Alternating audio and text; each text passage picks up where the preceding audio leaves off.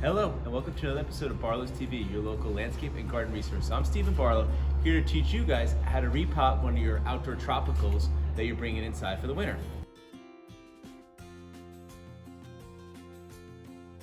So what I have right here is a gigantic hibiscus that was in my container all summer at my house. And I thought this was a beautiful color combination. I want to try and save this hibiscus. But when I pull it out of the pot, this is what I got. It's kind of taking the form of the pot, and it's kind of big and bulky. So what I'm going to do is I'm going to repot this into this. And then what I'm going to do is I'm going to show you guys how to overwinter it. But first video, we're going to do this first. All right, so let's get right to work. So first, I need to root prune this or take a bunch of the roots off because there's no way it's going to fit in this pot.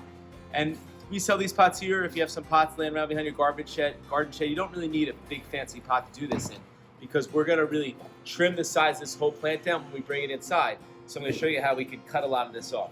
So what I have here is I have a simple trowel. You can use this. You can use like a saw, like one of those saws you would use for pruning. And I'm just going to basically take a lot of this off, because some of these roots are from the hibiscus and some of it are from the plants that are growing in this pot. But although you're probably like, why are you taking so much of the roots off? It is okay for the plant. I'm actually kind of root pruning it too at the same time. So I'm kind of hacking away at it and pulling it away. This is a great time of year to start doing it. It's kind of the end of October, middle of October. And if you do want to save them, this would be the time of year you want to start doing that. So I have this whole root ball. I'm just going to kind of pull that off, and don't need this anymore. So I have this. I might even cut a little bit more off of this, or I'm going to kind of break up the roots because they are so intertwined in there, and it helps to rejuvenate the plant as I root prune it. If a plant gets too root bound, it's not going to grow as well. It might not flower in the spring. It's just like getting your hair cut. It kind of gives it a new life. So kind of break this all up. Take some roots off the top. Like that. So this is ready. I'm going to make sure it is going to fit in my container here.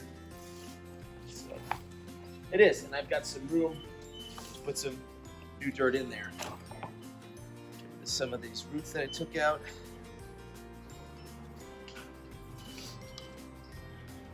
And this soil that we have here, that I'm kind of mixing with some of the other soil, is just a general purpose potting mix. You don't need anything fancy.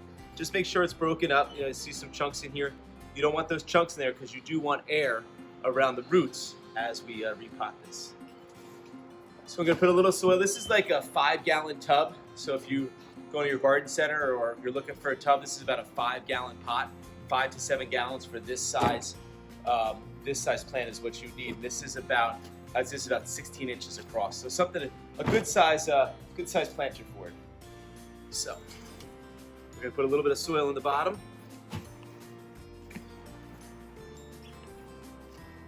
We're going to get our hibiscus in here, kind of wedge it in there, and now I'm going to pack some dirt around it because I want to make sure I fill in all those air spaces. So what I'm going to use here is just my hands to kind of slowly pack the dirt back in there around those roots. If the roots are just sitting in the air, then the roots are probably going to die, and if you have dead roots, that's going to open up the door for diseases, and then the plant won't do as well. So I'm just going to keep on packing that dirt in and around there. And even after I water it, when I'm done watering it, you might still get some more pockets where you're going to have to put even more dirt in. So, but this initial time, I'm going to pack it in around there.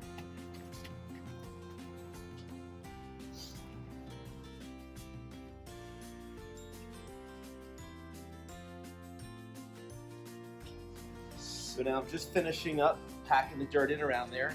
It's nice and secure in there. It looks good. I've got a little spot here so the water will come flying over the side when I go to water it. And now I'm ready to prepare this plant to overwinter.